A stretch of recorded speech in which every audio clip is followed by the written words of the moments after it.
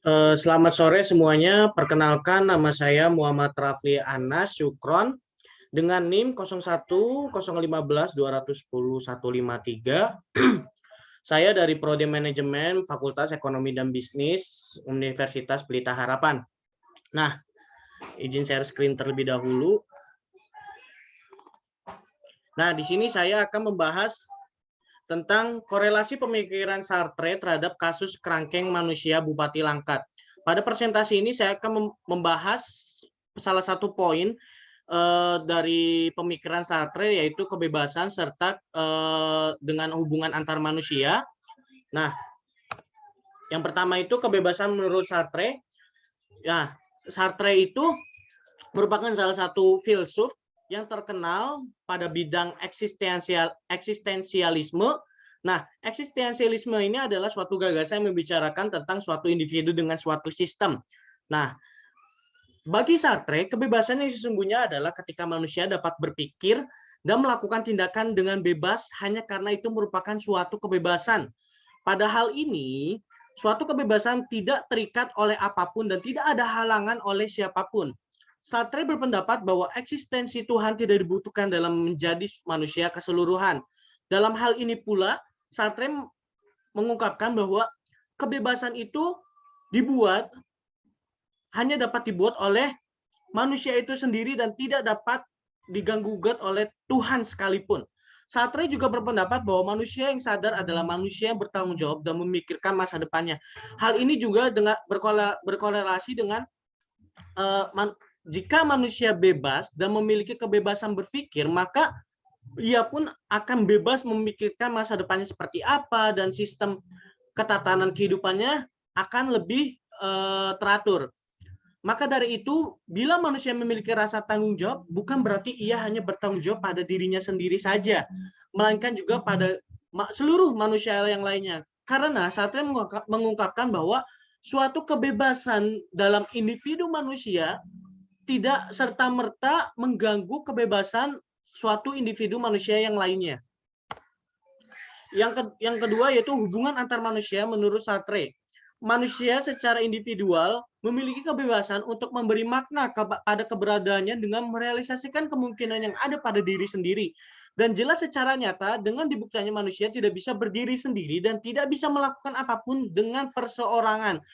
Hal ini juga dengan korelatif dengan manusia itu makhluk sosial yang membutuhkan orang lain untuk berinteraksi sosial. Sartre juga mengungkapkan bahwa suatu manusia itu bisa berinteraksi dengan manusia yang lainnya dan tidak dapat berdiri sendiri gitu. Untuk memperoleh sekedar keingintahuan tentang dirinya sendiri ataupun sekedar keingintahuan terhadap suatu hal, setiap orang pasti memerlukan orang lain dan tidak bisa dikerjakan secara individual. Nah, kali ini saya akan membahas tentang kasus kerangkeng manusia. Mungkin pada zaman sekarang ini sangat aneh ya, ketika zaman yang serba modern ini masih ada kasus kerangkeng manusia gitu. Nah, saya mengutip dari kompas.com, yaitu di mana kerangkeng manusia yang dilakukan oleh Bupati Langkat ini bermula saat para pekerja yang bekerja di ladang sawit milik Bupati Langkat ini ditinggalkan atau punya tempat tinggal berupa kerangkeng manusia atau penjara yang berukuran 6x6 dan berisi sekitar 27 sampai 40 orang satu kerangkeng. Dan tidak hanya tinggal di situ saja.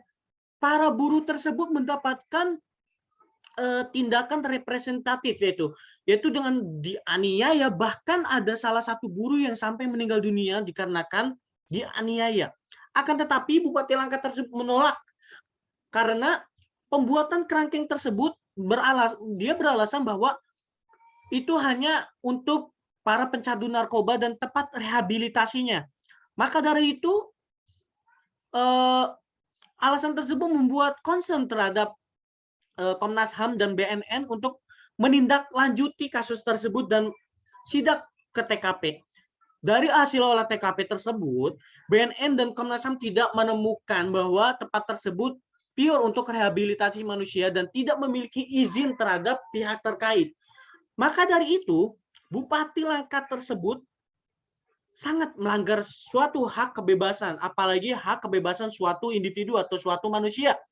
Karena buruh tersebut tidak dapat secara bebas berekspresi, secara bebas untuk bergerak, dan secara bebas untuk melakukan hal apapun.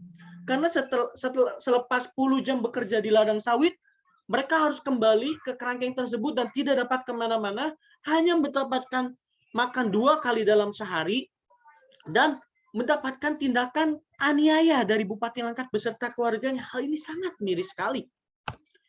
Mengapa kasus ini bisa terjadi? Yang pertama, kebebasan telah dirampas. Kebebasan terhadap manusia ini telah dirampas oleh Bupati Langkat tersebut, milik para buruh, ya. Nah, di situ padahal sudah jelas ya, kebebasan itu dimiliki setiap individu dan tidak terikat oleh apapun dan siapapun menurut Sartre. Bahkan Tuhan sekalipun, dan menurut pendapat saya ada suatu hal yang saya tidak setuju mengenai poin tidak ada eksistensi Tuhan ya, tetapi ya sudahlah, kita membahas secara aspek kebebasannya saja. Yang kedua itu mempunyai rasa utang budi.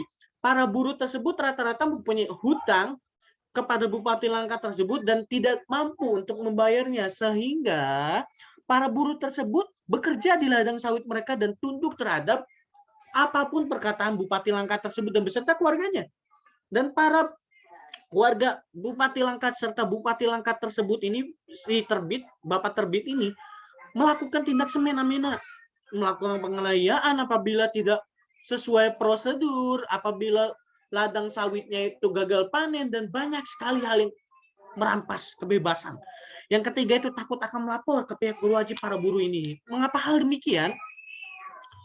Karena para buruh tersebut takut apabila melapor, itu berdampak terhadap keluarganya. Bupati Langkat ini mempunyai power, suatu power yang membuat para buruh itu takut akan melawan dia gitu. Dan para buruh tersebut takut karena juga mempunyai hutang terhadap Bupati Langkat tersebut. Maka dari kasus ini kita dapat belajar bahwa tidak selamanya kebebasan itu dapat dimiliki secara seutuhnya. Menurut Sartre, kebebasan manusia itu dapat dimiliki oleh manusia itu sendiri secara keseluruhan tanpa bantuan Tuhan sekalipun. Nah, dalam hal ini sangat miris ya, karena kebebasannya tidak dapat secara keseluruhan, bahkan tidak mendapatkan kebebasan gitu.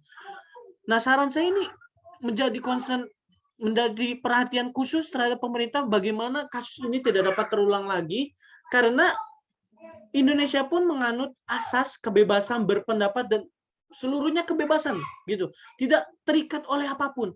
Maka dari itu kasus ini sangat-sangat memprihatinkan dan jangan sampai terulang kembali. Sekian presentasi dari saya, kurang lebihnya mohon maaf. Semoga bermanfaat apa yang saya sudah jelaskan. Terima kasih, selamat sore, have a great weekend.